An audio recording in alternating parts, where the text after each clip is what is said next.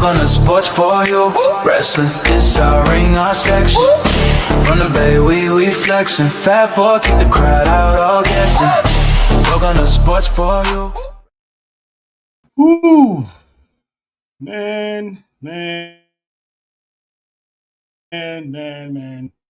hope all the moms out there had a good Mother's Day. Because you know who didn't have a good Mother's Day? Mrs. OTC of WWE, because Roman Reigns has been put through the ringer not once, but twice in a 48-hour span.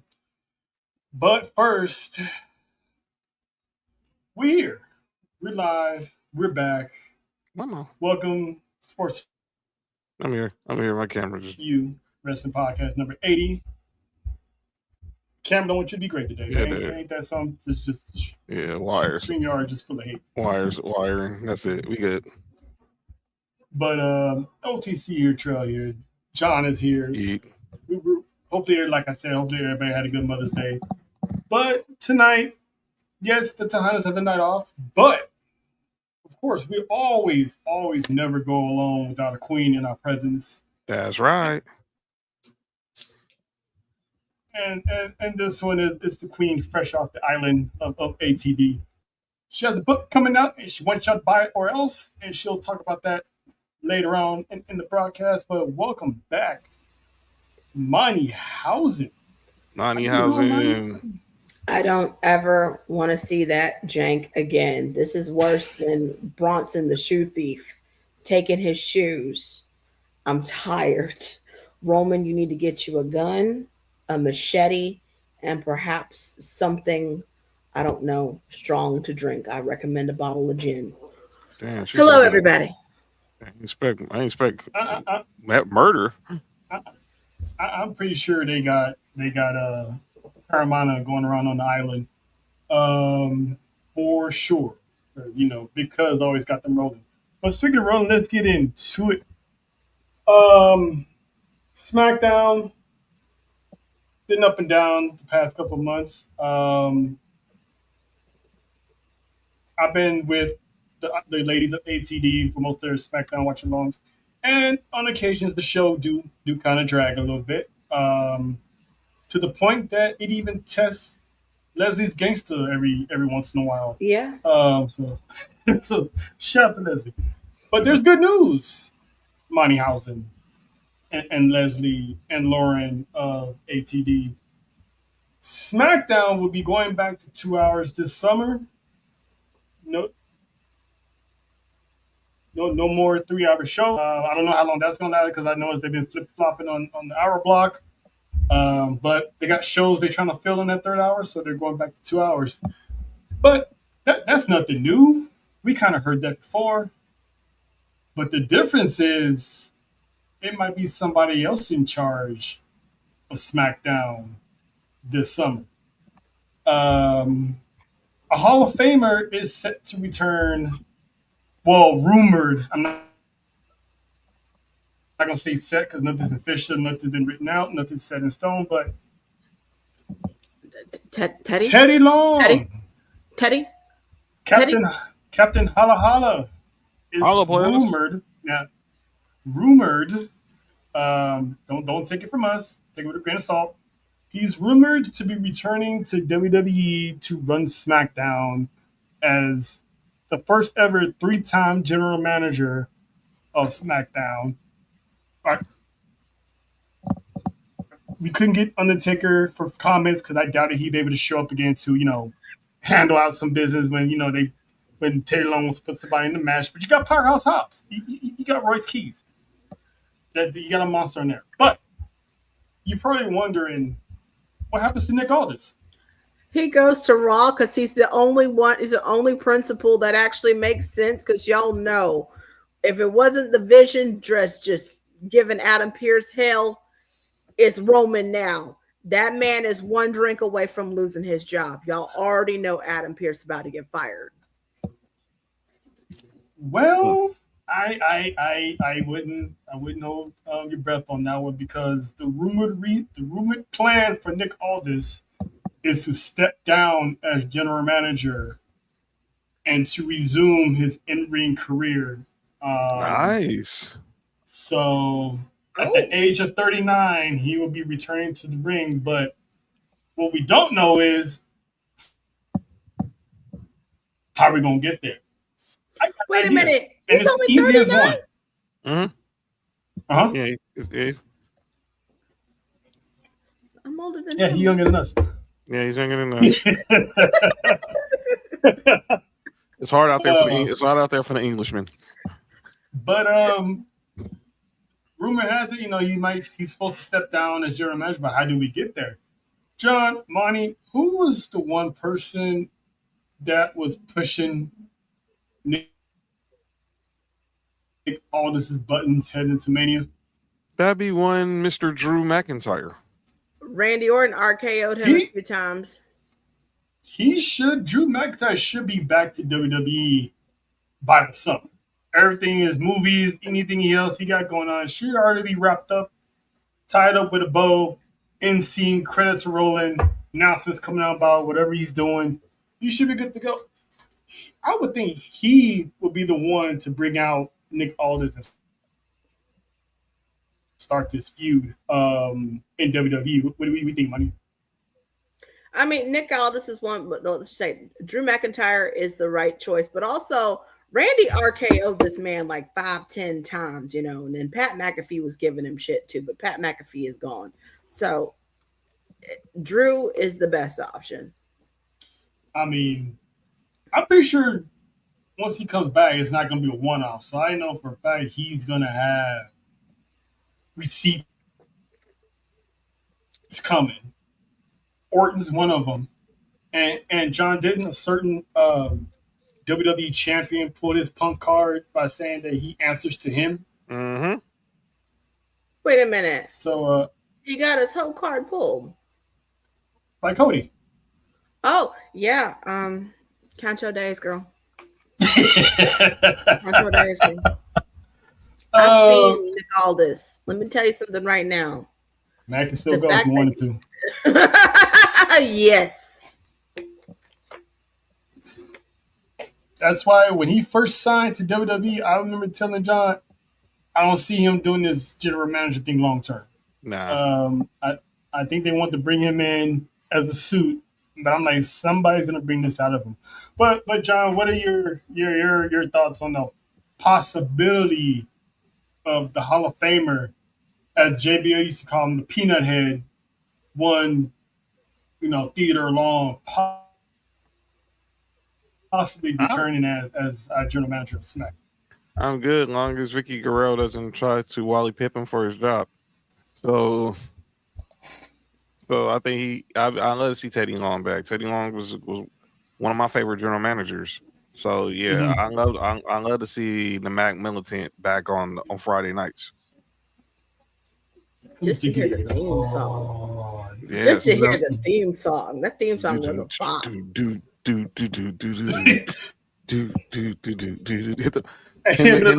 G-Ride. The whole shot and the Titantron is his face, and I'm just like, all right, what are we about to do? Teddy Long coming out here, but I am gonna miss the "you gonna face the Undertaker here" player.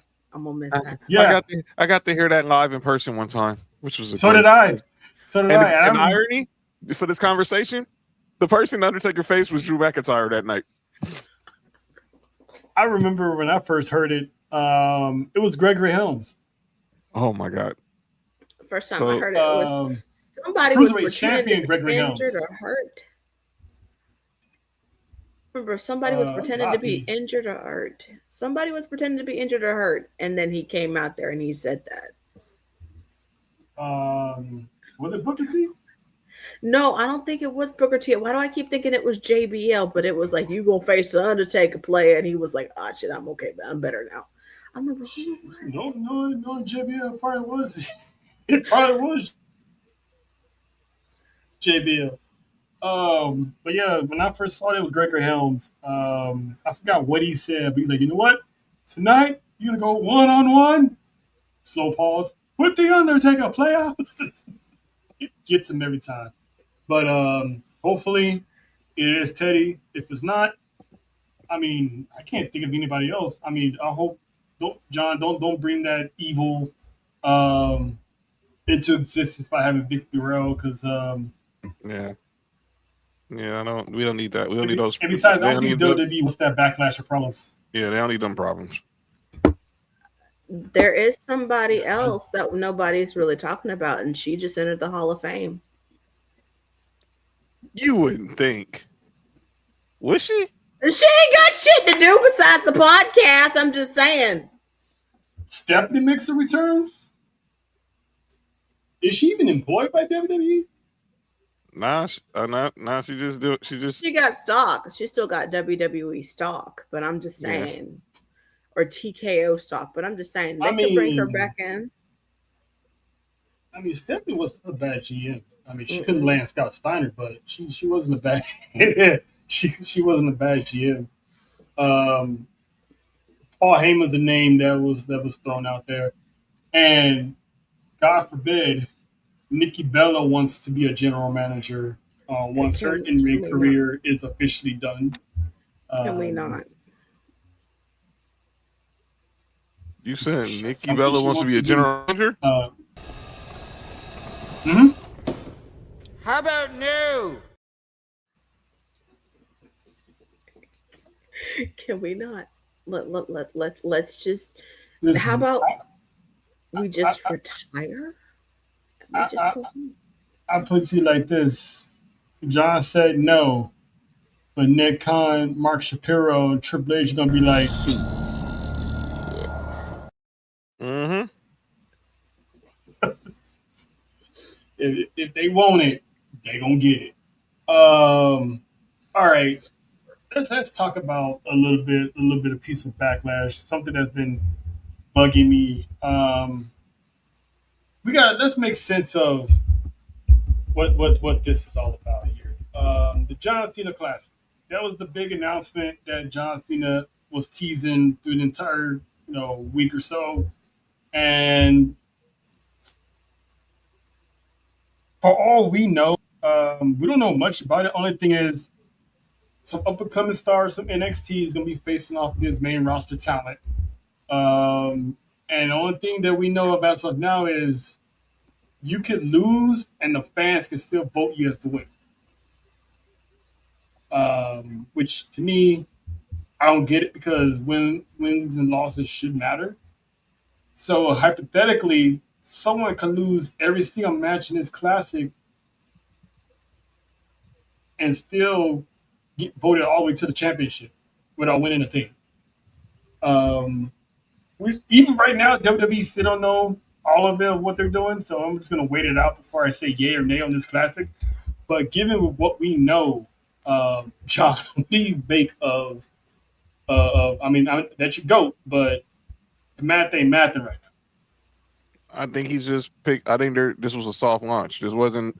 It was kind of like they did with the Last Time Is Now tournament. We didn't really know nothing about that until Cena actually gave all the details on that Saturday night's main event. So I think they're going the same approach, but they got so much stuff congested all in the next couple of months. You don't want it to get lost in the shuffle. So it's just something to get in people's ears, like to keep and have them talking like we're doing right now. And then when it's time, probably more so during the summer, close to SummerSlam, probably right after SummerSlam, I think they'll be full speed ahead. I think there's going to be something that's the end of the year with, like they did with his retirement tour. So, yeah, it left more questions than unanswered questions than questions answered. So I'm like you, I'm reserving judgment too until we really know what it's about. As far as the part he was talking about with the fans voting, I think this is also part of the reason why this kind of plays into why, and I know they're two separate entities, why we saw the format change on LFG. I think we're trying to see who's actually working and earning their way to the top and putting in the work, as opposed to just getting off based off because you're off pure talent. Now, some votes might. I don't know how. We'll see how the voting process. I think everything is fluid. He's saying that now, But when we get close to game time, you never know. They always try to switch stuff up. So so let's wait and see. But yeah, it's all. I think it's all. It's all as Stephen A. say. It's fluid. It's fluid. It's fluid. So what you think, Money? You still trying to wrap your head around the whole thing? Okay, as you can see, my head is tilted, and I'm over here, and I'm just I going. haven't seen the money tilt in a while. Money tilt. This is too many cooks in the damn kitchen. Because okay, if to me, I'm over here and I'm going, okay, if they lose, they lose, but then you're going to give them a golden opportunity to just. It don't make any sense to me. I'm trying to figure it out. Maybe it's like if this was a game show, even then I'd be like, it's technically cheating because you got the fans to vote for you. I don't like it, but I have to see. I have questions for both of you because I didn't say this to you yet, John, because I didn't think about it until after fact. Could this low key under the radar classic help TKO determine who's next on the chopping block? Because you don't know how they could be like, okay, he's good, and he costs less than wrestler B. Like, you think possibly they could be using that also as a lowball way to restructure contracts or not terminate them, but not renew? It's not out the realm of thought. It's not out the realm of the thought process of that being the situation. I would hope. I would hope not. I mean, that's kind of a conniving way to just say of firing people, and kind of cowardly in my honest opinion. So it could be. I hope not, but I know Cena, how much Cena's he cares about the business. Shout out to M and 50 at the game tonight. It was. I think we want to see what. We need to put all the pieces to the puzzle before we go ahead and say, is this a good thing or a bad thing? So you introduced it.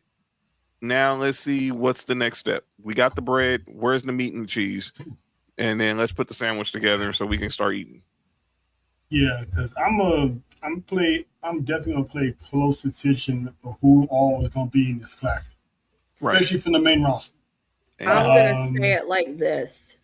That sounds like that could be the idea in the future, but right now they try to warm us up to it before they take the pigs and slaughter them. So in the future, this could be okay, let's look at this and let's see who we need to cut, who's getting too comfortable, who needs to be paid less, and da da da da. But right now, again, it's that they're pretty much they're feeding the chickens and they're giving them a lovely home before they start cutting their heads off. Yeah, because Lance Storm, he sounded off on it. He's like, if I'm a $500,000 main roster talent going in the ring with someone that's making me $5,000, he's like, why would I use my skill and experience to help make him look good? So it's almost like, what he's saying is, I could be going in there with my replacement, so to speak.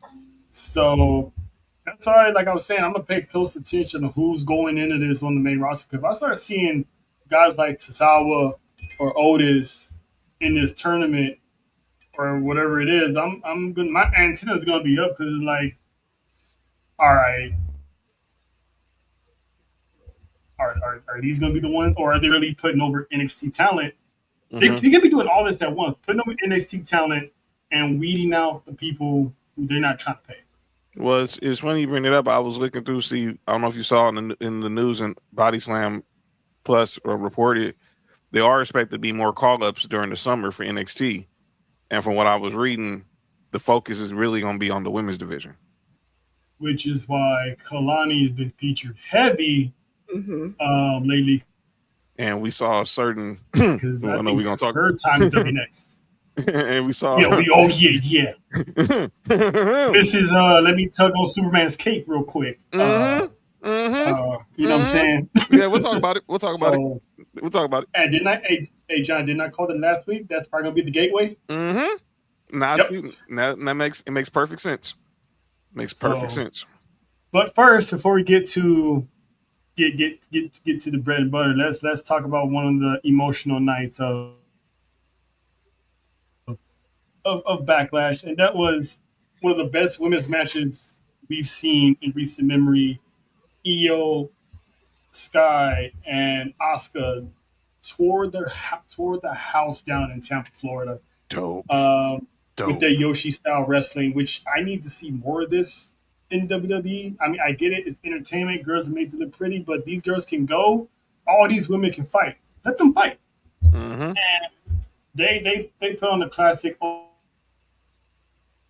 ultimately with Ego victorious, and it looked like at the time that Oscar was bidding farewell. But we didn't know what was going on. Was she announcing her retirement? There was speculation she was semi-retired. There was speculation people were over expecting her to have her contract cut in half, or terminated, or asked to get a pay cut, restructure. But it turned out on Monday that Asuka, a while back, came to WWE asking for time off for business that's none of ours. She's going to head back to Japan and take care of whatever business she needs to take care of. But as of right now, her contract is good. She signed a re-up in 2024. So pretty much WWE knew this was coming ahead of time. So that's definitely good news. What are your thoughts on that, Monty? Knowing that basically Asuka's not going anywhere anytime soon. I mean, when I saw her leave on Raw, I was like, I don't trust this because this is too clean, this is too pretty. But then, of course, our boy pops in and friend pops in and friend says, "Oh, she's taking time off," and I was like, "Oh, well, it's much needed and it's well deserved for her because she has been working her tail off." And yes, I'm saying tail. I'm from the South. She is working her tail off, and she deserves this time. Amen. She really does. So she does. Thank you for the match, Asuka and Io. It was one of the best matches of the night. I needed it before I got traumatized at the main event. We love you. Enjoy your PTO. Yeah, because I don't know why, but that was kind of symbolic, John, watching her grab her bags and head out the door, and Io just looking at her. She basically pass the torch to Io, telling her like this is you now. Like you're the sensei. You're the head woman that people are going to go to test their mettle against, which we found out later on with Soruka having a good match against Io. Real good. Shout out to Soul as well for hanging in with the baddest. But this also marks 10 years of Asuka. Wow. Where does the time go? My goodness. This woman, exactly. This woman has done a lot. So I want to know, Monty, you're our guest. What is your favorite Asuka moment? Every match she had with Ember Moon. Every single one of them. Because they tested each other. And Asuka, she always came out strong. But every match she had with Ember Moon, she was not one to mess with. I felt like that first encounter, Ember Moon should have won that one. Like that was how good it was. John, what was your favorite Asuka moment? Probably her. I mean, it's a bittersweet one, but it's her winning the first Women's Royal Rumble. Because obviously we all know what happened after that, which was some bull. But but I thought her winning that Royal Rumble, and then obviously honorable mention to how they retired her at NXT. I always said that she's the greatest NXT superstar of all time. I've always said that. That when she came in there, whether it was Black and Gold 2.0, this current era, she's always to me has been the GOAT of NXT. And I liked it. And it showed how Sean paid homage to her when she came back and had that match with Roxanne Perez. And you had all the young guns, you had Kalani, you had Blair Davenport, Kiana James, all walking up to her just to say hi, just to be in her presence. And Sean, before the show, gifting her her original NXT Women's Championship to take back to the crib with her. So the first women's Royal, her winning the inaugural Women's Royal Rumble was my moment for her. Yeah, because she's NXT's slash WWE's only unbeaten champion. She's the only one that's outside of Obafemi years later. Well, Obafemi lost the championship and got it back. This woman ran the entire table, never pinned, never lost, and retired the NXT champion. So technically, she's still the NXT champion. Really, I remember in the mixed So- match challenge, she was partnered with Miz, and she was worried about. She's like, Miz, my streak, Miz. and that's when I knew she was losing to Charlotte, because the moment she started caring about that streak, I'm like, damn, that streak's gonna end at Mania. Which I hated that. Like you said, that shit was bull. I mean, I love me some Charlotte Flair, but both of the Japanese got did dirty that night. That WrestleMania, I like to forget that one too. Like with WrestleMania 30 and the match between Undertaker and Brock Lesnar, I like to forget those. Just somebody because those two, I was expecting them both to win, and they both lost, and I was just like, "Are you kidding me?" Taker's body couldn't hold up at the time, and there was no one else credible to beat Undertaker. Bray Wyatt was still. I mean, one can argue Bray Wyatt should have had that moment, but his character alone was still developing. Edge was rumored to do it, but he turned it down. There was rumors of Orton doing it way back when, but that never happened. So it was just one of those trophies things for Brock. But my favorite memory of Asuka, she arrived on the scene and choked out the beloved Bayley to win that NXT championship. Making Izzy, the lovable Bayley fan, now turned pro wrestler. Shout to Izzy. College girl. Had that girl in tears. Because she came in and just ran through Bayley to show. Bayley had no answers. So for me, that photo right there in the corner, that was her first title reign, her first big moment. So thank you, Asuka, for all the memories, and can't wait to see you come back. And who knows what Asuka's gonna be when she come back? Because now Io is she's like I said, she's a senpai now. She's the head woman. She's holding it down now. So Io needed it. Go ahead, Money. I do have something I want to say, because if Kyrie does come back, because there's an opportunity for her to come back. If she does come back, that would be a good little turn for her. Mm-hmm. If you think about it, that'd be really good for her to do that. Because she had been like, I've been sitting there dealing with Asuka yelling at me, screaming our name, and all of a sudden you earn her respect. That would just be great. But if the plan was to get rid of Kyrie the entire time, we could have had Kyrie versus Asuka at WrestleMania, and then Io would have been next at Backlash. Hey, Tommy. Mm-hmm. And then we would have Asuka ride on out in, quote unquote sunset, because she got beaten by her students, her kids, her unders. So, but it is what it is. Hopefully Kyrie does come back, because I would love to see Kyrie versus Io. Or if Asuka does eventually come back, bring back Kyrie later on, we still get Asuka versus Kyrie. Like, give us something. What's going on, Tommy? Tommy, what was your favorite Asuka memory while we're still at it? But moving on to the next topic. We talked about this last week, Money, but you wasn't here. So I wanted to get your opinion on this next topic. We was talking about, I had posed a question, should the wrestlers be unionized?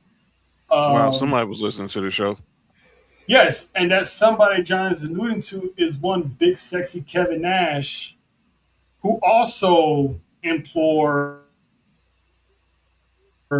the wrestling community to be unionized. Because there's one thing we know about Kevin Nash, he's always about the money. He's always about getting what you owe, what you deserve. He left Vince to WCW for the money, for the better money for him and his family. So, question to you: do you feel it's a good idea for them to be unionized, or Yes. should they be unionized, and why? They should have been unionized a long time ago, but of course we all know Hulk Hogan stopped that from happening. Jesse Ventura was all about getting the company union, getting the wrestlers unionized, and then Hulk Hogan came in and said, "That ain't gonna work for me, brother. Vince, they're trying to unionize it for me back." Why But did you say it like that? That's just how it was. I know that's he's had a sale. It's like, it's gonna work for me, brother. It's not gonna work for me, brother. But in all honesty, they should have done it a long time ago, because look at all of the stuff that's happened. We've had injuries upon injuries. They have to pay for their hotel. They have to pay for their food. They have to pay for their flights. They have to pay for all of this stuff. Whereas with the union, there are going to be protective measures involved. They do stuff that's dangerous. The union comes in and goes, we ain't doing that. And to sit there and to say, well, it's not really sports. It's not really. Well, technically, the Actors Guild is a union. That's right. The Writers Guild is a union. I'm sure the NBA and the NFL don't. Yes, they do. They have a union. Yes. Yes, they do. Okay. Thank you so much for letting me know. Yes, they do. Thank you for letting me know. All sports have unions. All the major four have unions. So if they have a union, guess what? That's protections not only for them, that's protections for their families if anything happens to them. That also equals some job protection. It's one thing to sit there and to let somebody go and they got 90 days until their contract is up. Union means they can do anything that they want. There can be strikes in case their working conditions are hazardous. And we just don't hear wrestling. I firmly believe for a long time ago, they need union. They have needed it. Yeah, and I was saying, because me and John was kind of debating over last week about the wrestlers. Some of the wrestlers are not going to do it, and we kind of came to consensus that if guys like Roman Reigns, Randy Orton, Cody Rhodes, Charlotte Flair, Bayley, Bianca, Natty, if all of them start standing up and saying this ain't right, we need better this, better that, it's gonna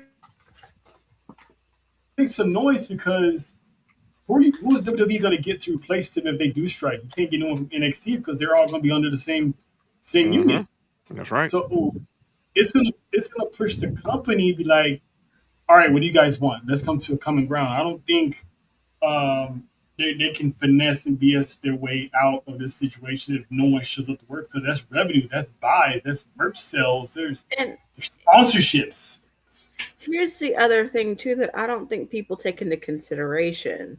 You can still make a whole bunch of money if you're a union, if you're in the union. I mean, again, let's talk about the Screen Actors Guild. Dwayne Johnson is making $20 million a film. That's union. That's right. Mm-hmm. And on top of that, most of these wrestlers, they got side projects. Seth and Becky got a coffee shop. Xavier Woods has his own empire in the gaming world. A lot of people got podcasts. So it's not like back in the day where if they got to cross that picket line, not work, they'd be asked out of a job in the trailer parks, not be able to feed their families. This is a whole different era. So I think being unionized would work.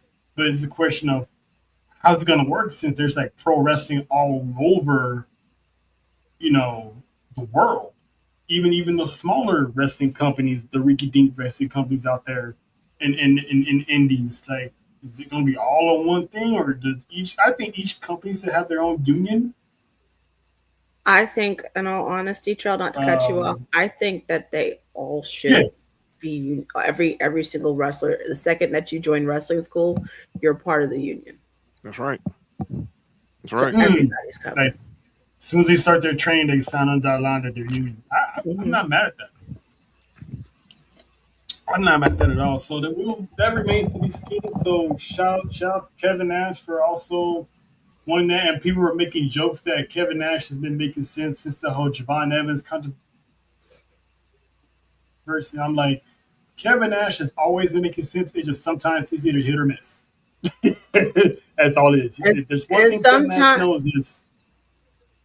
Go ahead. and sometimes it's Kevin, read the room, baby. Just read the room. But Yeah, yeah. But him sticking up for the wrestlers is like I said, he's always been about the money. The money. If it makes sense, it makes sense. If it don't, hey, that's not gonna work for me. You know what I'm saying? So shout out to Kev for trying to get people to understand that because that's definitely needed to be done. Um, so in other news, we've been talking about this pay per view when it was going to show up. We thought it was going to show WrestleMania week or within that WrestleMania month. It didn't happen, but now we got confirmation of when. We just don't know where yet. Triple A's biggest show, Triple Mania,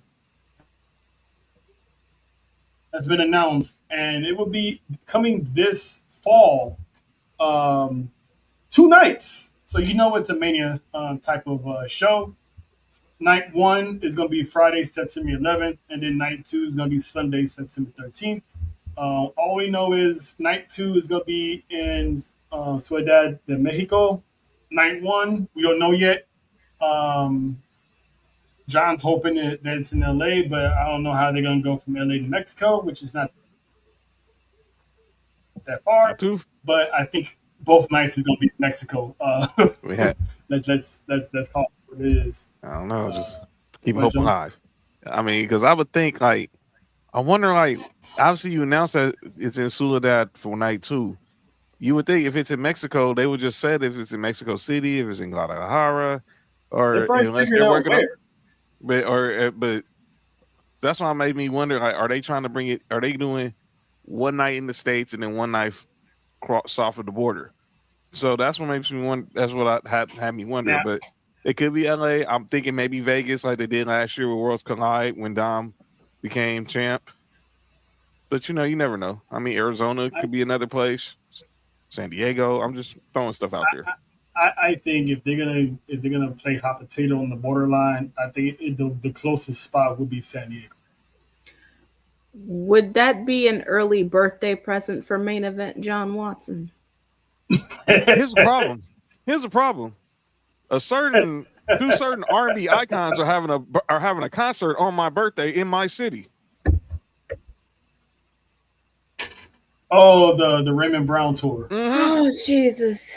Yeah, my Literally, mama got tickets to that. It's like $500 that they spent on those tickets. WWE ain't combating that. No. All the dudes gonna be forced to take their chick to that concert. Ain't nobody showing up to Triple A. Thank God. That's why it's week of my birthday. Now that weekend, I would say this: the weekend of AAA, I think the tour is in Dallas. Because the week before it's in Vegas. I know the week before it's in Vegas. The weekend of the 5th is in Vegas, but the weekend after it's in the Lone Star State. So See, exactly. I think it'd probably be San Diego because San Diego's literally right there. right there you have it at what's the arena they got out there? It's a new arena they got out there. Obviously to replace where the Valley View Casino arena probably out there, or could Palm Springs. Because the Acrisure Arena is pretty dope right there. But I'm guessing if it's Triple Mania, so it's gonna be a big event. I'm pretty sure they're gonna be in a big arena. Yes. So it's probably gonna be Mexico City, Monterrey, somewhere along those lines. The big soccer. They might go to a soccer field. You know what I'm saying? Like those That would be dope. That would be very dope. Because I know they will sell out. That would be WrestleMania. That They will. That could be the template for WrestleMania in Mexico. There you go. And who's running AAA? One of the guys that made WrestleMania famous. Yes. The Undertaker. So, Undertaker's like, He's killing it down there. get yourself a good old soccer field and have at it and show because there's talks of They talking probably Ireland. going to Petty. It's already Ireland. it's already going to Ireland. You know what I'm saying? So it's already going to Saudi next year, so they're branching out the United States. Yeah, London's long overdue for one. They've been asking first. London should have They've been asking for it first. We all In the agree O2. London should have been first. We all agree it should have been London first, but we all know the Saudis outbidded them. Again, I would have got my passport from London. Saudi Arabia, no. I'll be at the house. WrestleMania at Wembley Stadium would kill. Yes. That's AEW territory right there. And let's be honest, WWE had Wembley Stadium first when they had SummerSlam decades ago, headline with Bret Hart and Davey Boy Smith. So it's the realm of possibilities for Triple Mania is endless. So we definitely keep tabs on that as the months we're on. Because we're gonna find out once it gets close to football season. Because that's, if not mistaken, September 11th. Isn't that the first week of football? Or was that the second? That is the first weekend of the NFL season. That is the first weekend because that Friday, because there's not going to be on Friday game. Usually, in the last couple of years, they've had the Friday game in Brazil.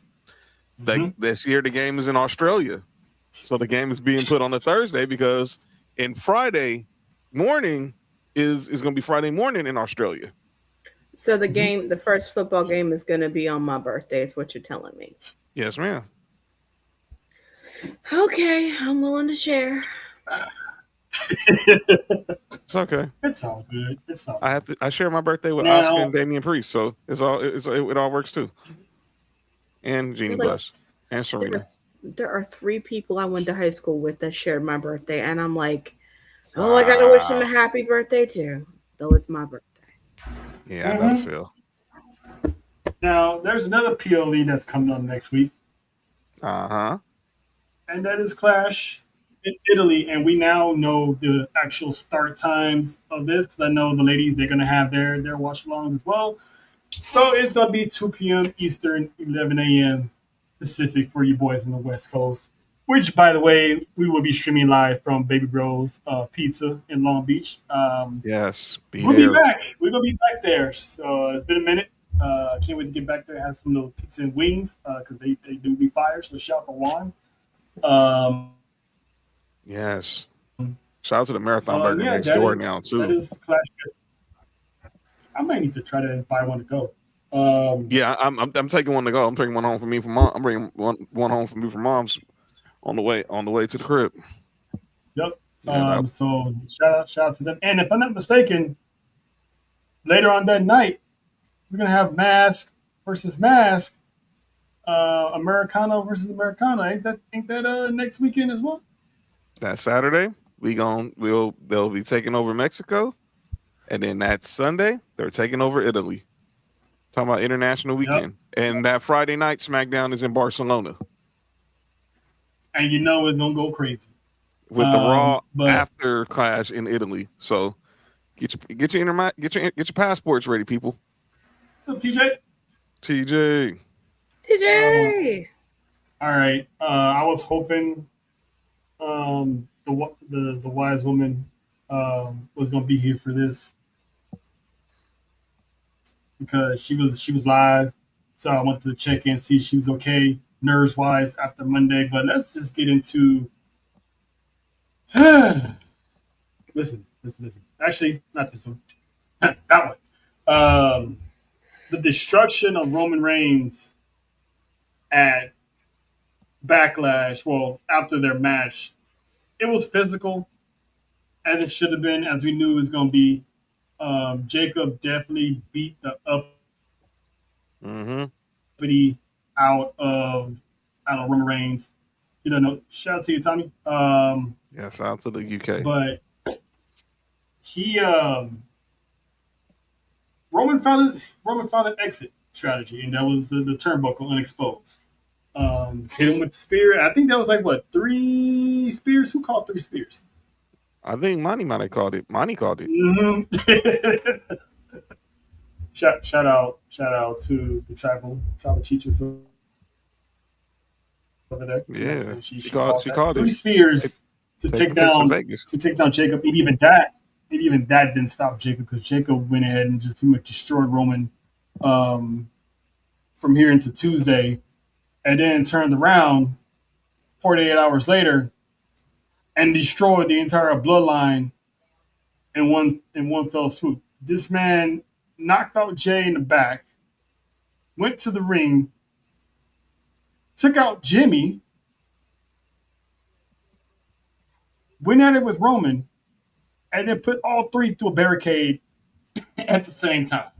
No help, no backup, no nothing. That was all gas and no brakes. Monty, you hail from the island that acknowledges the tribal chief. What was your? We was there with you on Saturday, but what was your thought process from Saturday and the end of Monday? Well, I knew first of all Jacob wasn't going to acknowledge him. I knew that. I knew it was. I'm going to use a big word here. It was hubris of Roman to assume that Jacob was going to do that. I do want to say Roman had said something significant to Jimmy, which is if he doesn't acknowledge me, he doesn't acknowledge us. If he doesn't acknowledge us, then the whole locker room isn't going to. Mm-hmm. And it made, and the wheels in my head started turning, which is you're not going to be able to run stuff the way you think you do. And I'm talking about Jacob if you take them out. Because you need them, they need you. My other thought process was, of course, Roman was sitting there hitting him with a chair, and I was like, okay, you got to stop showboating because he's going to pop back up and you're going to have a problem. And he did. And then he got put through a table. And then Jimmy and Jay were trying to help him, and then they got taken out in the barricade. And in all honesty, Jacob left with it, and he licked the title. And all I could say is to myself, and in hindsight, looking on it and just sitting there thinking about it and thinking to myself, this is Bronson the shoe thief all over again. Wow. and who tweeted literally minutes after Raw went off the air? Bronson Reed. Bronson the shoe thief. Sure did. This is Bronson the shoe thief all over again. And so I watched it, marinated on it, and I think that it's like, again, he's going to have to dip into that bag of savagery. He's done it before, but he's really going to have to dip into it. But also, this is going to be a stipulation match. Mm-hmm. Has to be. And I get the feeling. Somebody said last man standing. Somebody said it was going to be a I quit match. I firmly feel like it should be tribal combat. And I feel like Roman's really going to have to dip into that bag that he can dip into. And he's going to have to break this man's spirit. I don't know about spirit, but here's the thing. But Jacob said it on live TV. You want to beat that acknowledgement out of me. That's pretty much what's going to happen. I think that's going to be the case. It's going to be him beating the acknowledgement out of him. And like you said, in order for that to happen, that man has to go places that he never thought he would go. Yeah, it's going to be one of those moments where Roman's going to dip into the bag and we all going to be like, yo, I don't like this. He's not playing. Like, I'm scared of him. And I've seen it before, but it needs to happen. Does Roman need to run this man over with a car, perhaps? Maybe.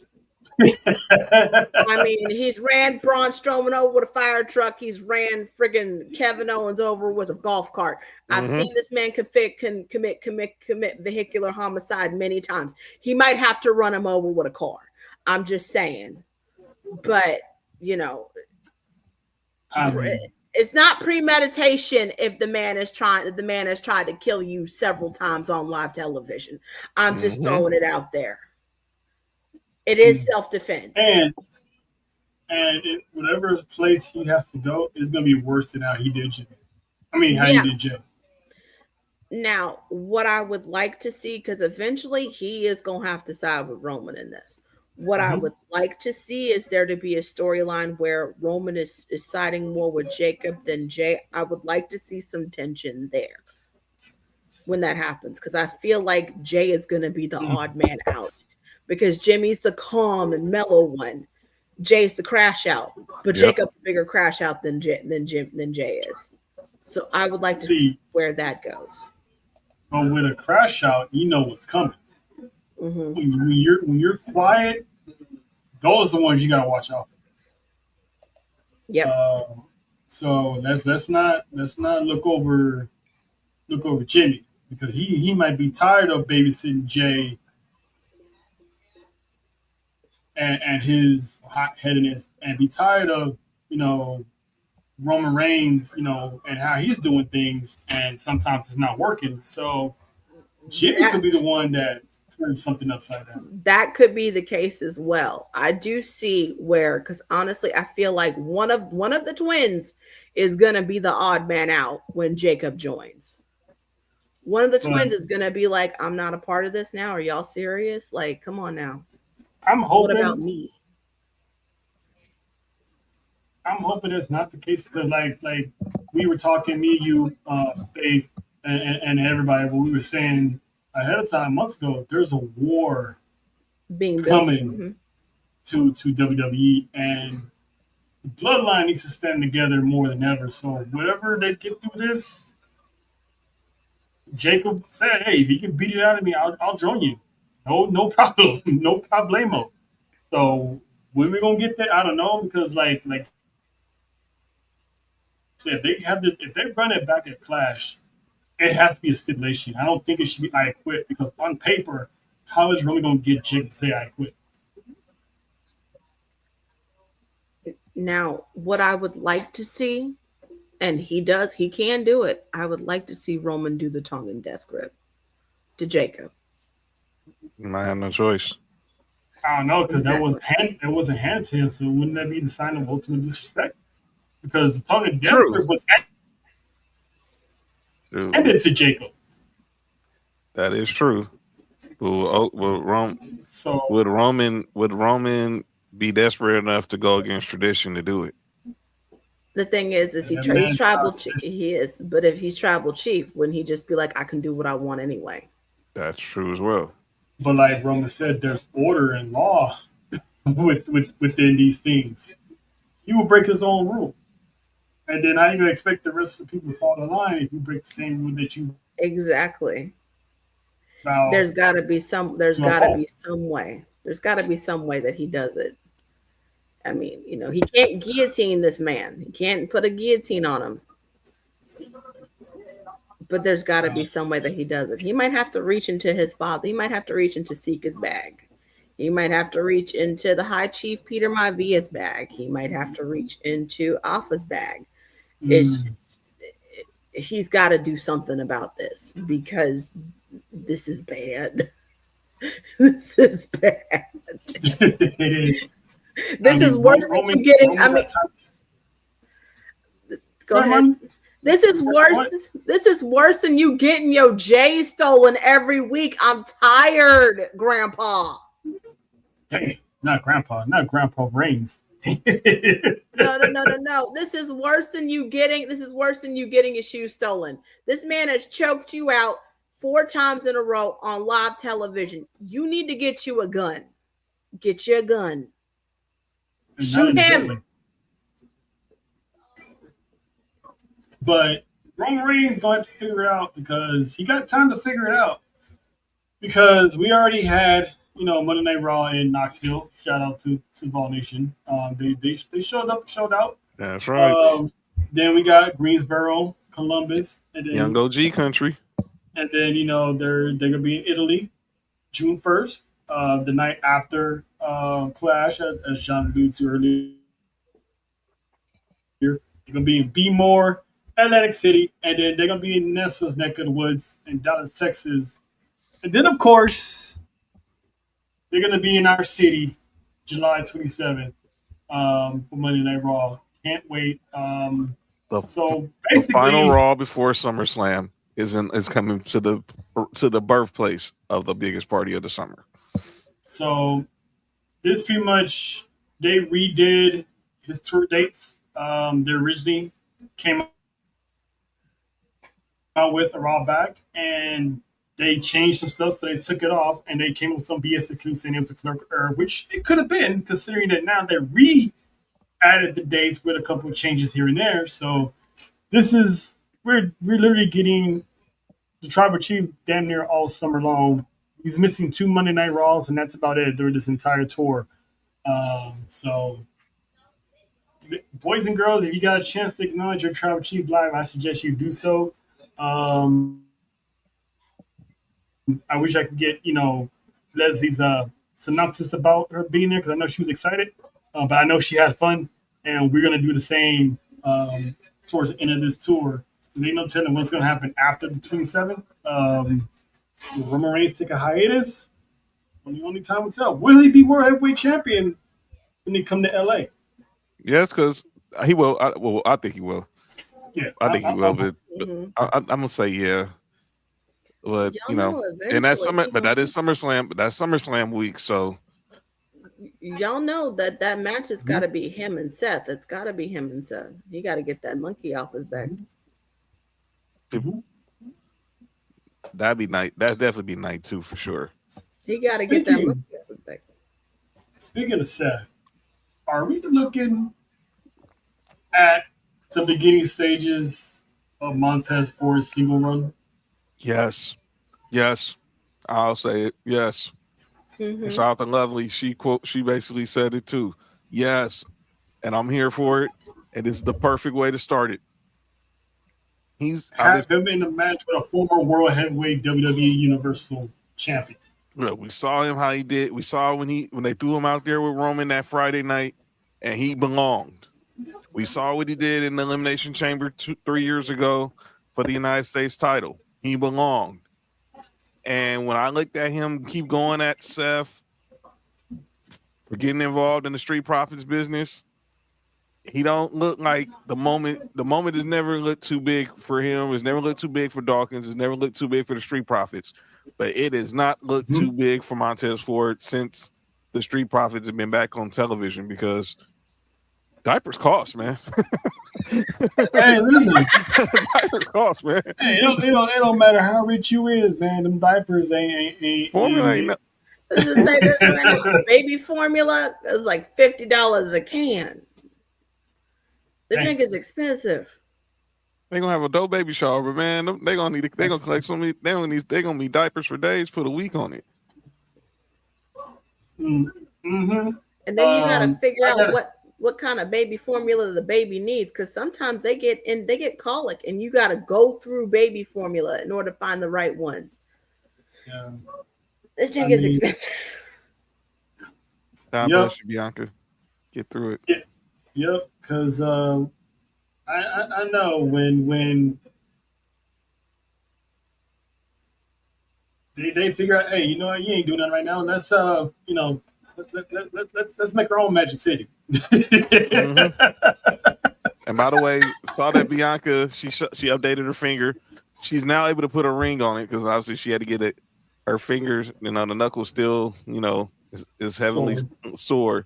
So she had to enlarge her wedding ring, had to upgrade her wedding ring a couple sizes, but she's able to put a ring back on her finger. So that's a good sign. That's a good sign. And that she just and everyone knows you cannot wrestle with a messed up knuckle like that. Because you gotta grab stuff, you gotta grab opponents, you gotta grab the turnbuckles, you gotta grab, everything to get stuff done. That you one arm, you're not gonna last. So her career hangs in the balance on that finger and her knuckles. But in the meantime, we wish them best. Wish Bianca the best. And Logan Paul, Austin Theory, they were right, and he admitted it. Bianca's at home. Somebody got to pay the bills. He'll gladly take on those duties. You know what I'm saying? Because, like he said in that vlog, it's gonna be a chaotic wild and chaotic 9 months Um, but what other pregnant woman you know that got a six pack? Naomi. Yeah, probably. She probably the only one. No, no, no, not like Bianca's. Nah, Like she had a Bianca's full a whole. blown 7 months baby bump, and you can still count her abs. Thing is, when It's she came like down to the ring at Mania, I was looking at her face and I was like, "Are you pregnant?" Hey, a woman would know. we was sitting in there. Especially Yeah, if you had a baby before, you can just sort of smell it. You like, "Are you pregnant?" look, we was in there, and I lost my, because that's my one. And I was sitting there. She came out there in the blue, and I was like, But when she started taking off the robe, I was like, wait a minute. And I'm like, oh snap! And Always shout out, count. we know it was like, wow. I mean, Rihanna announced her pregnancy at the Super Bowl. Bianca Belair announced hers at WrestleMania. Yeah, yeah. Uh, That's shots how like you that. do it big. That's how you do it big. I got a question. What's the 3 rules in life? You don't tug on Superman's cape. Uh You huh. don't spit in the wind. Uh You huh. don't piss on the gravesite, Uh huh. and you don't interrupt Bloodsport Natty while she's doing the interview. That's Um, right. listen, I know what Bianca, I know what Jada's doing. Um, but I'm gonna ask Jada, do you really know what you're doing? Um, Monty, can you explain to us why this is a huge deal for Jada Parker to even have the gall of stepping to the low key legend? I have a better chance winning lotto than playing with the low key legend. Jada, you in danger, girl. Danger. Do not pass go. Do not collect $200. Girl, she is not for play. I'm scared of her. I'm scared. Y'all, who bringing the potato salad?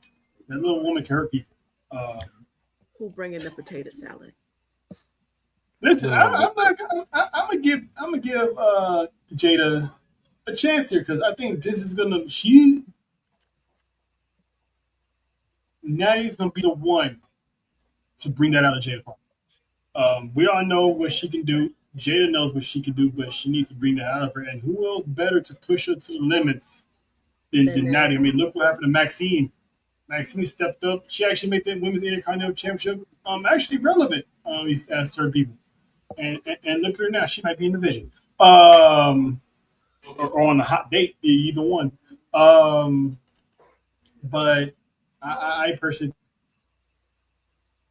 think this is good. This is mixing both worlds that me and John have a vested interest in. So once again, hi Natty. Shout out to you. Her against LSU's finest. Listen, sign me up. And the fact that she's been in the dungeon a while back and probably still head out there with a certain somebody, Yeah. So I'm happy for it. John, what do you your So thoughts on Mayan and like Seth told Braun Breaker, if you shoot for the king, you best not miss. No, you going for the queen, you better not miss. So Jada, I hope you know what you're doing. By the way, you weren't having a bad hair day. Your hair was on fire, and I was loving how you was rocking the cat suit under the fatigues. This is gonna look. I just talked about the reports. They're gonna bring some women up to the main roster during the summer. This and again, I acknowledge Natty for going to Shawn Michaels saying I want to work with her, and Shawn was receptive to it, and I think we're seeing it. We saw the tweet. Y'all, if y'all didn't see that tweet from Natty earlier, this is about to get intense. Mhm. It's about to get intense. So I hope she knows what she's in for. But if she's built for it, and we all believe she is, because we've all been rooting for her, this will pay dividends for her going towards the main roster and she gets that certification from the low key legend. So she can't. Please don't f this up. It's a good way to cut your teeth. She's the last one. Mm-hmm. She's the last one. Her and Kalani are the last ones. That's it. That's and it. then there's Lola Vice as well. So Lola Vice is gonna be in the main roster by the end of summer. Kalani Jordan is gonna be in the main roster by summer. So Jada Parker has to make that list of call-ups. So, and then her being on Mondays, and I'm not trying to be messy, I'm being dead honest. Her being on Mondays with Jay, if they're still dating at that time, it's gonna do dividends for her because she's already gonna be familiar with people coming out of that dungeon. Maxine works in that dungeon. The Prof is working that dungeon. So saw tonight Javon Evans was pulled up to the dungeon tonight. Jacob was in the dungeon too. Is in the dungeon now. So, shout out to the Miami boys. Shout out to Minus as well. Our guys from the dungeon. So I'm looking forward to it. But yeah, those are. Before we go on to the game of the week, is there anything that wasn't touched on that you guys want to shed a little bit of light on? Go ahead, Monty first. Ladies first. The fact that Natty is running the dungeon with TJ, the fact that she's running it, and I've seen clips of people training, the Lord's work, because everybody that goes in there, they go out and you see them in the ring and their ring skills have just been superb. So they don't bring just anybody in there. It's invite only, and it's like attitude Eagles, check them at the door when you walk into it. Wipe your feet on her rug before you step in. John? Shout out, I thought Kiana James held her own against Tiffany Stratton on Friday. Obviously, I'll keep an eye on that situation with her and Julia. Last night with Kendall Gray and Kalani Jordan, I thought that was a dope match. Lola Vice, you got a bounty on your head, mama. I'm just being real. She got a bounty on her head right now. A lot of intruders trying to make their way on the Vice City because they want that gold. So you're going to have your plethora of challengers. So I like that. And then I'm going to say this again to Becky Lynch. You got one more time to call EO Sky EO Janetti.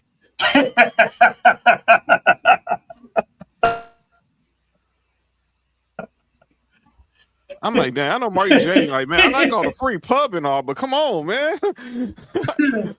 Rebecca, you were out of pocket for that one. Completely out of pocket. Oh man, she must forgot that EO was that woman before this whole damage control group. But sometimes you gotta pop out and show them. You know what I mean? Amen.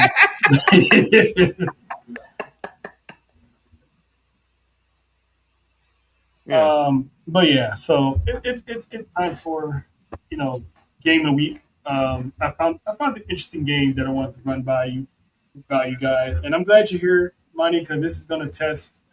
I would say low key test your loyalty a little bit to the bloodline, so to speak.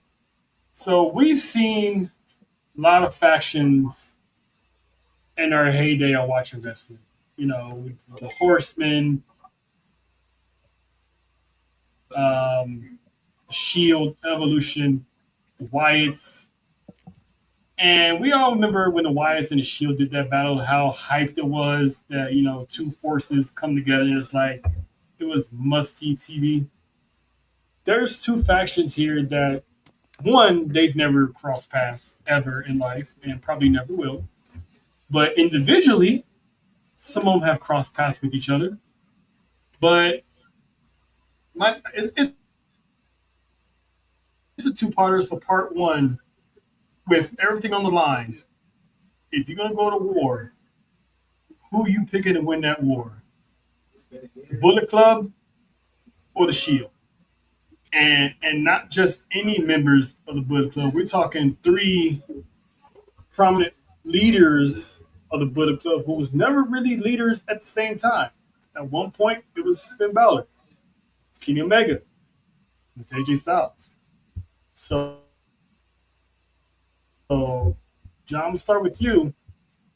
In a fight, Oh boy, in a war of all wars, who are you picking to win? Jesus Christ! Just Told you it wasn't gonna be easy. oh man, this is like watching Zach Levine and Aaron Gordon at the dunk If you contest. know, My if you God! know you're wrestling, this is not an easy answer. Oh my goodness, it's not. Mm-mm. I'm trying to match up who will go against actually Roman, AJ, Seth, and Finn definitely. I'm gonna go with the Bullet Club because I have to give the advantage to Kenny Omega. I think Roman and AJ is a wash just for technical terms, but for technical terms, it'll be a wash. And Finn and Seth will be somewhat a wash. But when I look at Kenny Omega versus Dean Ambrose, I gotta go with the cleaner. I gotta go with the cleaner. So but that's the only reason I would pick the Bullet Club because any normal time I would have picked the Shield just off what I've seen alone what they did for that period of time, just dominating everybody. But for this exercise, give me the Bullet Club because they got the phenomenal one, the Prince, and the clean and the cleaner. And give me I gotta go because Kenny Omega. I can't go against Kenny Omega. It's tough, man. Monty, Okay, so I'm looking at this from storyline perspective, and I'm gonna Hmm. say this: Kenny Omega is not gonna be cool with Finn Balor being the leader, and Kenny Okay. Omega is a wild card. Seth and Roman still got beef, so I'm going to ask you because Roman and Mox is fine. Seth and Roman is the issue. I'm going to ask you: has any beef been resolved in this? um, I want to say this is before the beef, but let's say the beef was resolved because I think those two can somewhat. Roman has said that they really, really have to.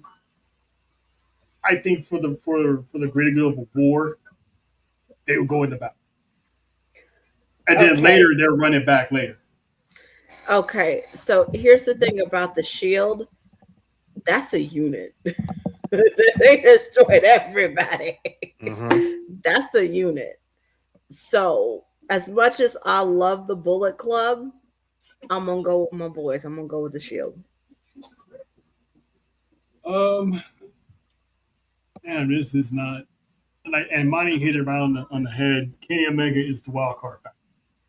Um, I mean, the best bout machine, um, quote unquote, possibly the real best in the world, um, in wrestling with real Osprey sneaking up behind him. Um, uh, here's the thing, though.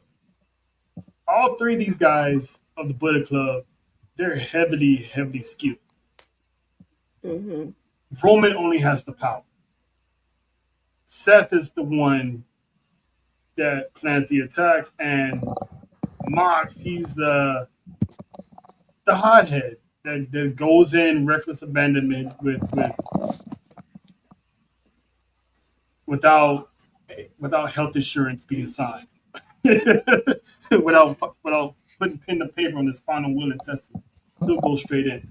Um, but again, those guys in chaos, the shit thrived in chaos, whether they was against each other or not. It's one of those they just. I would take the Shield because I've seen the Bullet Club, and I mentioned earlier these three men were never in the Bullet Club at the same time. Okay. Uh, so I think them coming together, they might put up a fight, but it's just that continuity of those three at the bottom that you just can't ignore that. And it's not me being a WWE head because I watch all factors of wrestling, whether it's New Japan, AEW, whoever. That's all I was saying. If you know wrestling, it's not an easy choice. You literally have to put your logic hat on to think this through. So I'm gonna go with the Shield.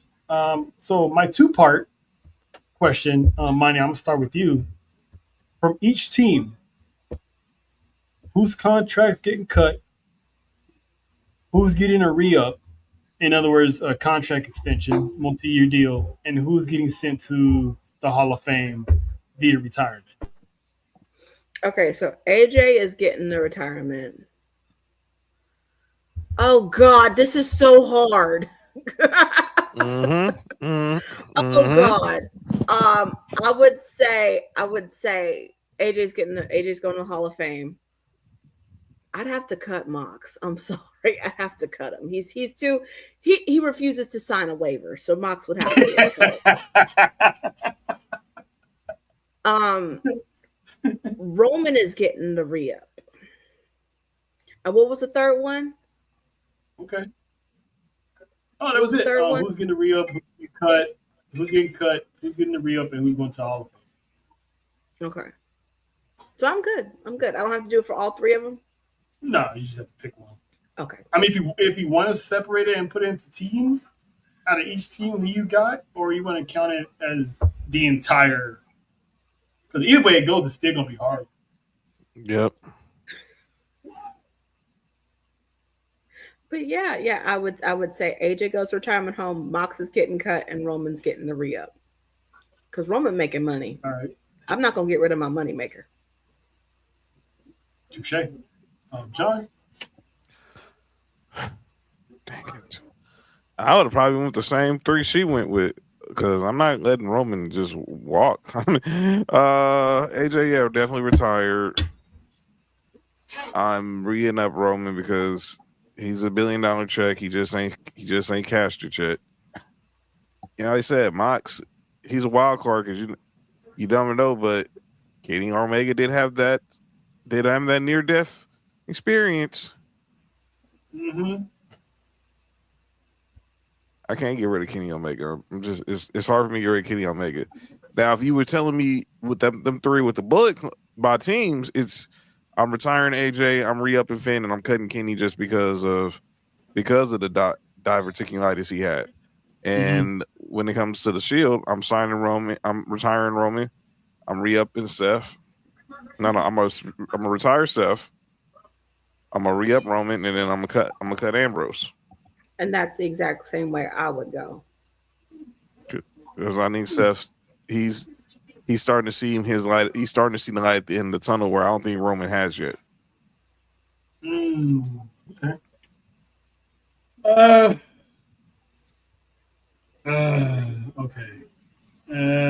I would I would cut Omega because his diverticulitis, so his whole wrestling career is cut short a little bit. I would actually re-up Finn because the work he's put in, he's due for a payday and deserves it. As far as a Hall of Fame, it would be definitely Roman because he's done it all. He's made sure every household, every kid in his family and all over the company has ate to the point that, they can provide for themselves now. So send him on to, the Hall of Halls as he enters the Hall of Fame. Now, if we broke this off in teams, it'd be the same thing. AJ's getting the Hall of Fame, Finn's getting the re-up, Omega's getting cut. And then at the bottom, I would actually, Rome would still get the Hall of Fame, but I'm going to flip it. I would say Rawls would get the cut, and I'm re-upping him. Because that man is entertainment, and you want someone like that fighting for your brand. He'll literally bleed for your brand. And this is why wrestlers need unions, because this man, I'm afraid, is going to do something dangerous, and he's going to get permanently injured, and we all going to be upset. Yep. And with that, actually, before we get into our last two segments, Monty, is there something that you would like to discuss with the masses that are watching? Yes. My second book, Two Princes, will be out July the 21st, 2026. It's a little grainy, but you can see it. It'll be out July 21st, 2026, exclusively on Amazon.com. The link is in our description box on our Twitter page. That is ATD Podcast 23. That's a YouTube. I meant Twitter. Excuse me. That is on our Twitter page at ATD Podcast 23. Just click the link tree in our bio and you'll be able to see. Hey, look, it's right there. But that's all. All right. And with that being said, This is what we doing. We doing this. What we doing? I made this song. You like it or what? How about no? How about no? this is what we're doing, where we always call out someone for saying the most outlandish, outlandish, something that just don't make sense that they're doing or said in this world. I'm gonna go last because I think mine is also pretty valid. John, you'd like to kick this thing off, sir? Yeah, man. You know what? You know, we gotta. This is what we doing. It came from a segment on the Sports For You podcast called from calling out names. And we called out people for stuff they said or did in the world of sports, and now it's of course can transfer over to the world of wrestling. And there have been times where we've had dudes, men or women, who've been on there have been multiple offenders because they've said or did something that's stupid. Well, one of them people is back again on this situation. And that is one Montel Vontavious Porter. Once again, Triple MVP is going out his way to trash Triple H. So on the recent episode of the marketing on his Marketing Hour podcast, he had this quote: "You can go down the list and can think of the talents that Taker worked with that he elevated and got them over. How many people do you remember the nose getting over? I mean, Triple H in his career. How many people can you associate with him? I'll give you two. Randy, I'll give you Randy. I'll give you Batista. Who else can you remember Triple Nose getting over?"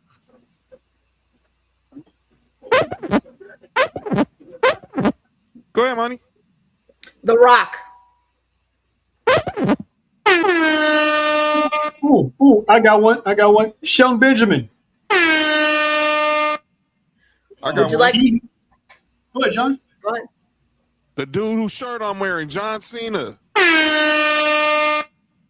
He who should not be named by many, Chris Benoit. Mr. Bryan Danielson.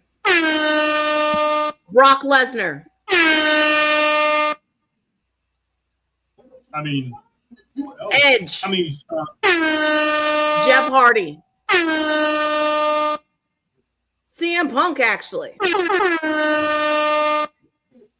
yeah. Hell, Chris Jericho. Roman Kurt Reigns. Angle. And the tribal chief himself, Roman Reigns. Seth Rollins. Ronda It's like, what are we Rousey. talking about? Ronda freaking Rousey.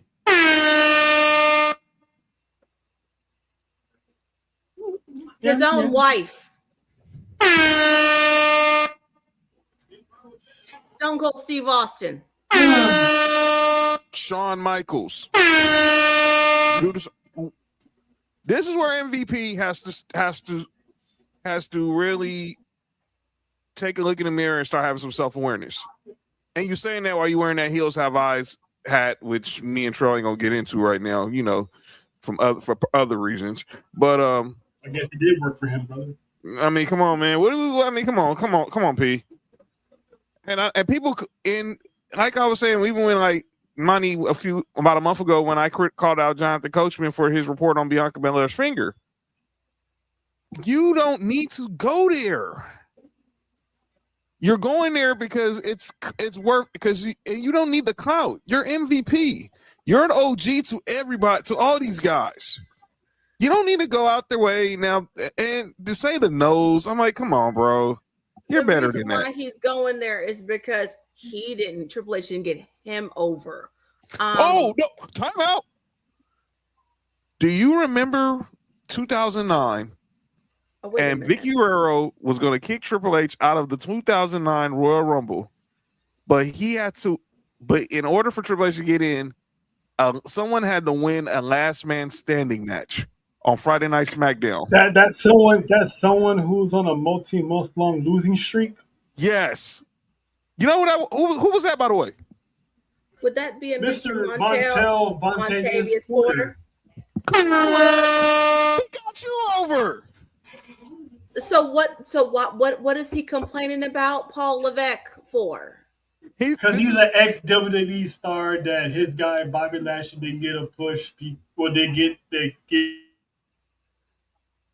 push because they want to go younger talent. They want to get the younger talent up as opposed to the elder talent.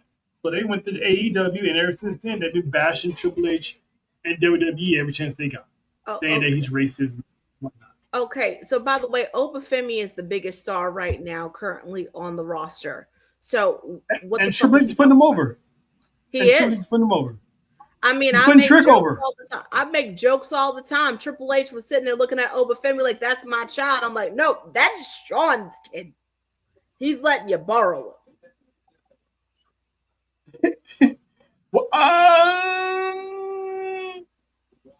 we can't though technicality of it being Triple H's kid because Triple H was there in the 2.0. Then he had that heart scare. Then he's like, "You know what, Sean? I can't do this no more. You want to take this over?"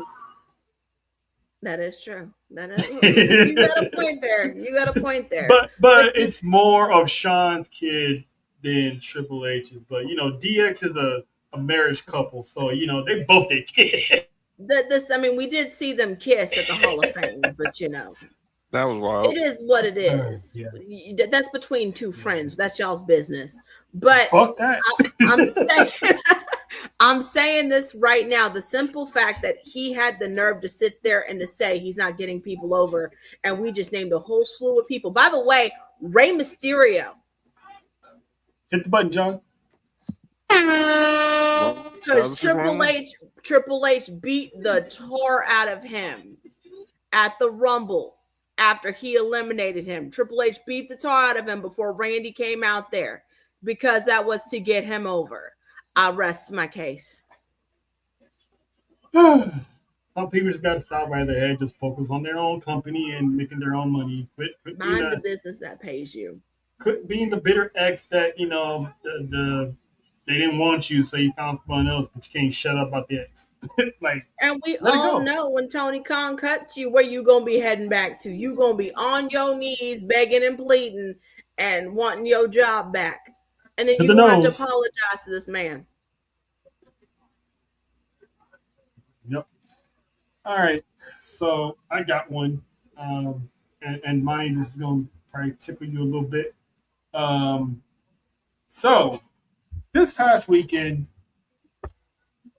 in the city of Inglewood at the Intuit Dome, there is an event taking place on Netflix.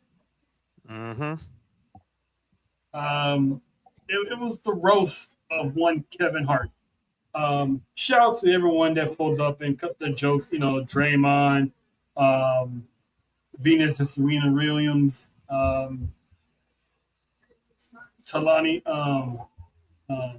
Miss Taylor. She did a good one. Regina Hall. But there was one, and Monty, you had sent it to me, but I was already watching it.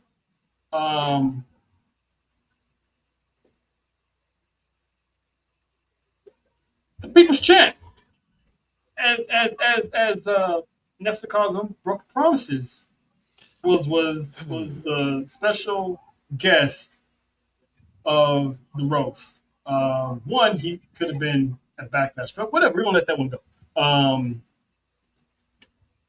Here's what I'm calling out the way, sir. You're a grown ass man, in your 50s. Why are you trying to get a man half your size to sit on your lap? Pause. And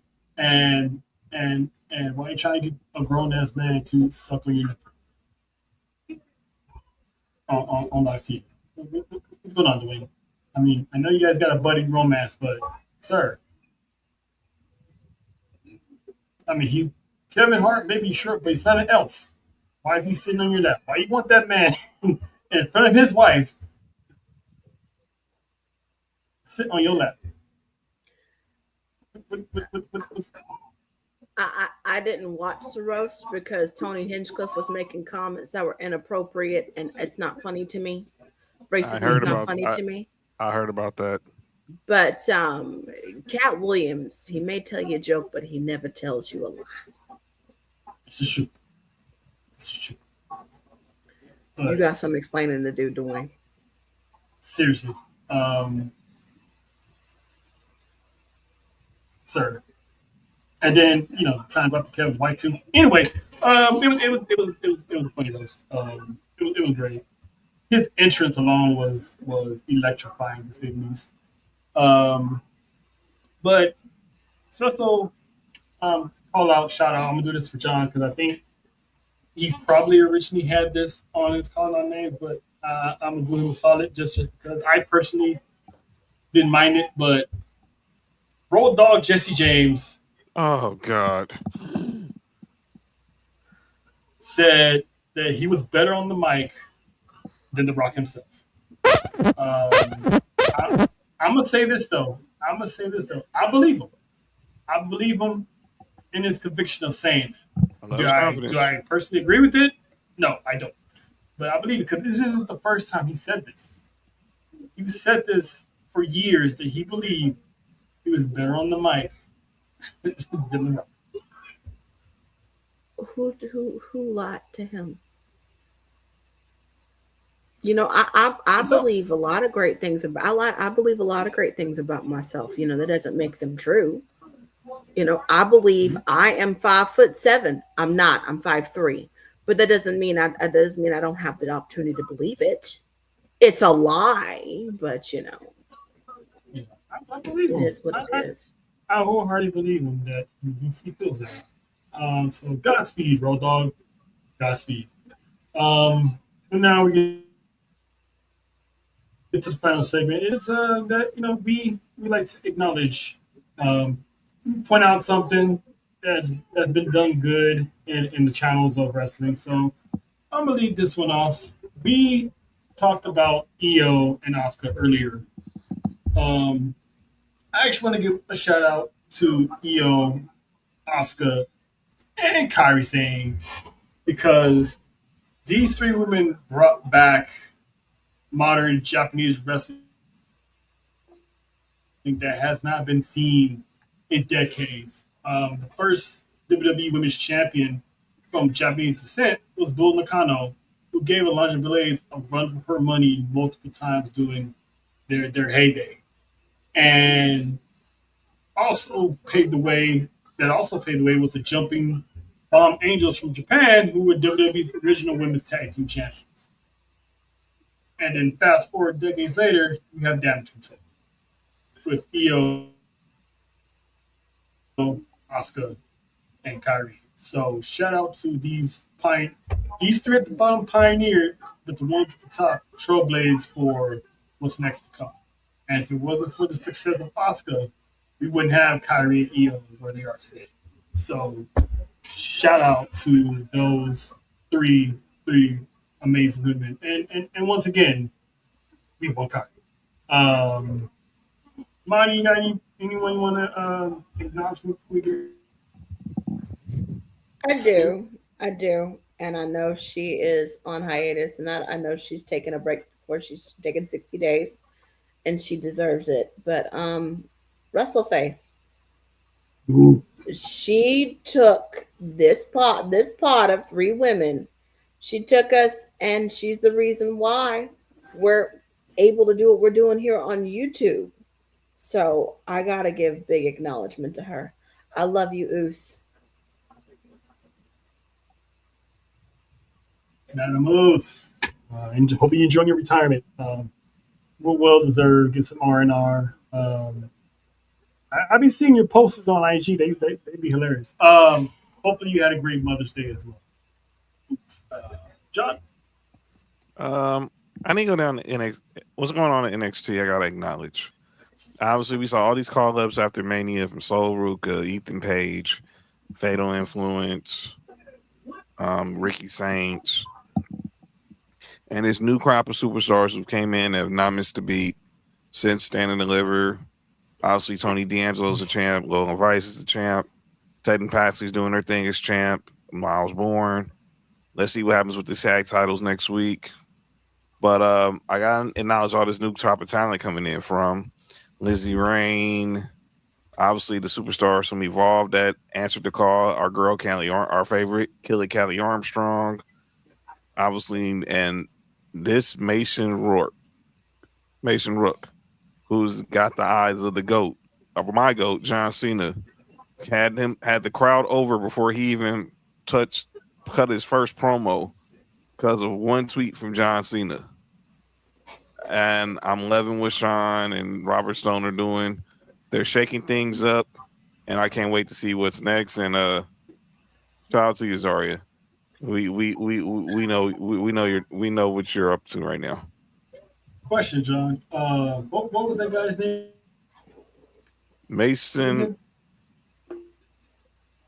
Rook. Is it Rook or Rook? Okay. Either way. Now, what have we always said, John, what have I always said when it came to seeing security out here on the main roster? What about you could be seeing the next one. Mm-hmm. This man was a security guard last year standing behind CM Punk. And now look at him.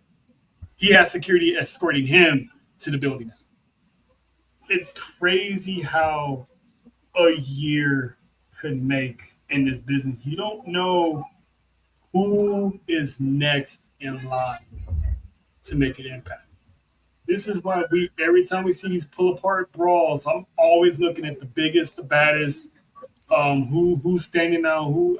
I'm seeing guys with long hair. I'm like, well, he could be next. He could be next for that particular reason. So shout out to Mason, and like John said, the crowd had him over because even now I was like, who the hell is this guy? Like John Cena spotted him all the way from overseas. And this man took out Tony D'Angelo not once, not twice, but twice in the past 3 weeks. He's big. He's bad. He's fast. And he'll body slam your dad. They had that check. It's like he didn't have to say, and it's like he's not your average build. The man is like he's like a walking Bobby Hill. Or if you ever seen the cartoon Recess. You're talking about Mikey? Mm-hmm. Yes. He's that guy. Wrestling. So, shout out and to like TJ was saying, Trick Williams was security. Sheamus was security once. So it's like you just never know. And then that's why I'm always hopeful. Solo was security too. And that's why I always, that's why I always shout out Myers because he's the guy that's always in the background escorting Natty to the ring. So Royce Keys. Mm-hmm. Sorry, Monty. Royce Keys was security. LA Knight. You just never know. Braun Breaker.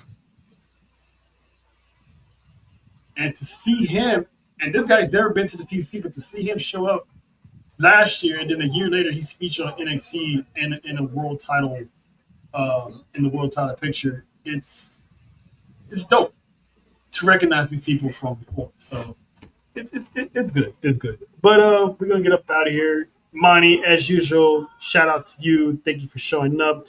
Y'all go buy her books. And by the way, side note, I did started reading the first book. Man, going to the party like that listen, her getting set up already. That was. Oh, just to let you know, she's on one. Just to let you know, Emmy Fontaine is on one. When she tell you she messy, she is messy. She is on one. Man, I'm picking back up, but I did start it. I just wanted to let you know I did start that one. I was like, damn. But yeah, buy her books. The woman is great at what she does, and we're happy and proud to have her as one of our sisters and as a family member. So shout out to Moneyhausen, author Moneyhausen. But we're gonna get up out of here. We'll see y'all this weekend, probably. We'll see, but for sure, Clash in Italy next weekend. AAA, enjoy AAA this week. Sports U back on Friday. Mark, John, possibly Nick. Schedule release. They're gonna go over once again the NFL schedule release and which games is going to be across the pond. Shout out to my Saints. We're going to Europe. Yeah, that's Monty. That's John. I am Trell, and we will see y'all Monday for Tribal Warzone. Yes, sir.